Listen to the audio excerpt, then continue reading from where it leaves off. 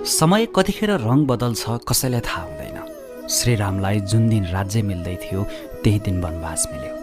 उनीहरूको अगाडि सधैँ खुसी रहनुहोस् जो तपाईँलाई मन पराउँदैनन्, किनकि तपाईँको खुसीले उनीहरूलाई सुकुन मिल्दैन। सुन्दर अनुहारभन्दा सुन्दर व्यवहारले सबैको प्रिय भइन्छ। अनुहार त उमेरसँगै बदलिन्छ, स्वभाव नै हो तपाईँलाई जीवनभर साथ दिने।